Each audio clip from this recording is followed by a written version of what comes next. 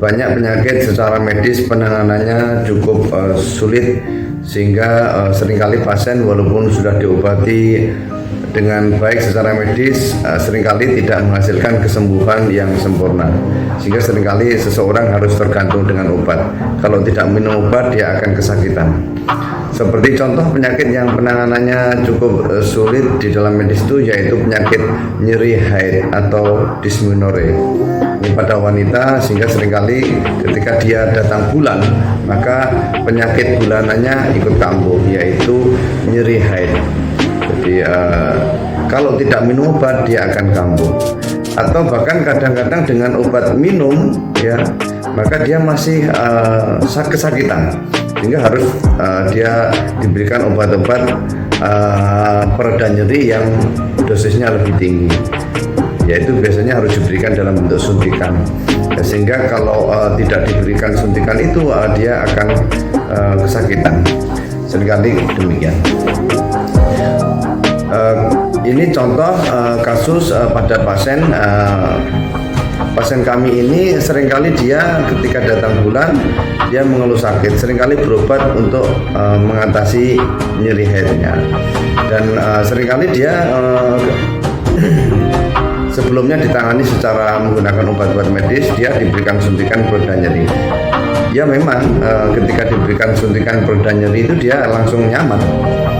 Biasanya setelah diberikan suntikan itu ya setelah itu nyaman ya, kemudian menjalani aktivitas biasa.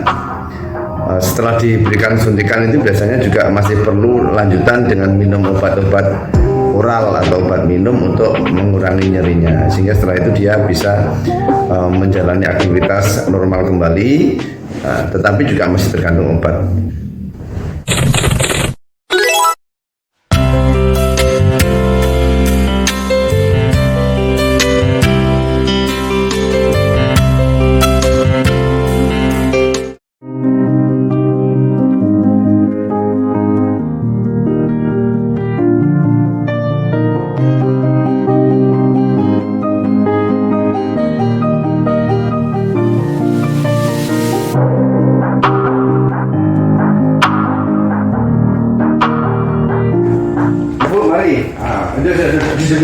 Sudah, mari kita bantu doa dulu ya.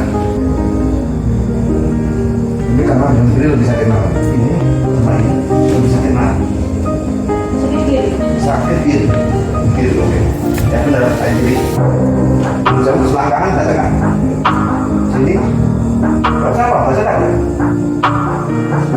Karena kalau kiri lebih sakit mah. Mencet. Kiri. Kiri.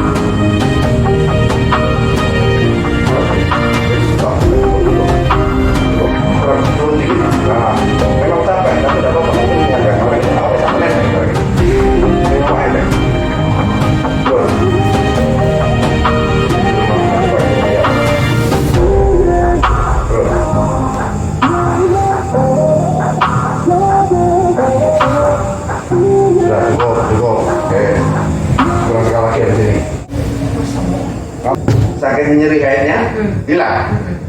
Alhamdulillah, ini baru sekali, sampai sekarang hilang terus. Biasanya sering kan munculnya? Biasanya seringnya muncul? Bukan sering, dari tadi terus. Dari tadi tuh? Nah ini baru sekali. Ayo lagi. Kan semua? Iya, alhamdulillah. Yang penting kan itu. Tidak ada nyeri sedikit pun. Biasanya kan kudu disontek. Nah, biasanya kan harus sebentar sontek. Sekarang kita ngatasi tanpa obat. Biar aku bisa ngatasi dewe. walaupun nggak ke saya itu nggak apa-apa sama, yang penting sama wis waras. Ceritanya sama bisa cerita ke orang lain. Oh di Cempaka bisa ditangani, di Pak Ismail bisa ditangani, bisa banyak caranya biar nggak bolak-balik untuk obat. Ini secara medis sama bolak-balik memang, obat pil kadang nggak ngefek, harus suntik. Sekarang mudah-mudahan kena seterusnya. Dikasih obat lah, nggak usah. Kasih obat minum aja. Iya wes kan minum ya. Minum aja. Bisa. Di dalam Islam itu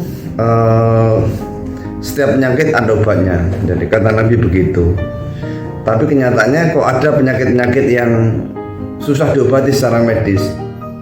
Jadi apakah ini salah hadisnya? Hadis tidak akan salah. Sebagaimana Al-Quran, ayat-ayat Allah tidak akan pernah salah. Yang salah adalah pemahaman kita atau ilmu kita yang belum mampu menjangkau hal tersebut, sehingga penyakit itu menjadi susah penanganannya. Sampai pada akhirnya kami mempelajari terus, akhirnya menemukan teknik terapi untuk dysmenorrhea atau nyeri haid. Sesungguhnya di dalam badan kita itu akan tetap sehat atau baik-baik saja ketika semua sistem berjalan dengan baik. Bahwa sistem rangka tubuh kita normal, sistem otot-otot atau daging atau termasuk organ semuanya normal, semuanya dalam kondisi simetris, aliran darah juga akan normal, sehingga ketika semuanya itu baik tidak akan ada keluhan-keluhan. Sehingga ketika ada ketidakseimbangan, ada sisi tubuh kita mengalami ketidaknormalan, aliran darah getah benihnya tidak normal atau secara tubuh dia tidak simetris, maka ada bagian tertentu tubuh kita yang meluntir ke kiri atau ke kanan, keluar atau ke dalam, maka itu akan berpengaruh terhadap kondisi organ seseorang. Sehingga ketika bagian tubuh kita meluntir ke arah samping, maka termasuk organ-organnya ketarik ke samping. Termasuk pada seseorang seandainya kakinya meluntir ke samping, maka otot-otot rahim atau uterus dia akan tertarik ke samping, maka itu akan menimbulkan kesakitan ketika terjadi kontraksi di dalam rahim. Ketika seseorang mengalami haid, kontraksi uterus atau rahim mendorong darah haid keluar, maka itu akan menimbulkan